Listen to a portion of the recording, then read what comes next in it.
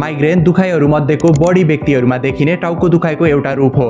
बारम्बार घोच्ने वा भदभती पोल्ने, सहन सक्नेदेखि गम्भीर रूपमा टाउकोको एक भागमा दुखाइको रूपमा लक्षण देखिने गर्दछ। माइग्रेन भएका व्यक्तिहरूको दुखाइको बीचबीचमा समस्या पूर्ण रूपमा निको भएको महसुस हुने गर्दछ। माइग्रेनको समस्या भएका व्यक्तिहरू टाउको एकदमै धेरै दुख्ने, बान्ता हुने, वाकवाकी लाग्ने, केही प्रकाश, आवाज र गन्ध सहनै नसक्ने समस्याहरू लिएर बिरामीहरू ओपीडीमा आउने गरेका छन्। माइग्रेन भएका बिरामीहरू अँध्यारो वा शान्त कोठामा बस्न धेरै रुचाउने गर्दछन् भने शारीरिक गतिविधि वा दैनिक कार्यहरूमा व्यवस्था गर्ने गर्दछन्। करिब 1/3 बिरामीहरू टाउको दुख्नभन्दा अगावै उनीहरूले विभिन्न किसिमका लक्षणहरू, विभिन्न किसिमका औराहरू महसुस गरिरहेका हुन्छन्। त्यसमध्ये प्राय गरेर आँखामा चम्किलो प्रकाशहरू आएको जस्तो महसुस गर्ने, आँखामा केही कालो धब्बाहरू भएको र अन्य कुनै दृष्टि परिवर्तनको लक्षणहरू उनीहरूले महसुस गरिरहेका हुन्छन्। यदि तपाईमा पनि माइग्रेन टाउको दुखाइको समस्या छ, विभिन्न औषधिहरू खाँदा पनि निको भइरहेको छैन भने वसुन्धरा काठमाडौँ स्थित काठमाडौँ पेन म्यानेजमेन्ट सेन्टरलाई सम्झन सक्नुहुन्छ। माइग्रेन समस्याका लागि यस क्लिनिकबाट दिने ट्रिटमेन्ट मोडालिटिजहरू अर्थात् उपचार पद्धतिहरू: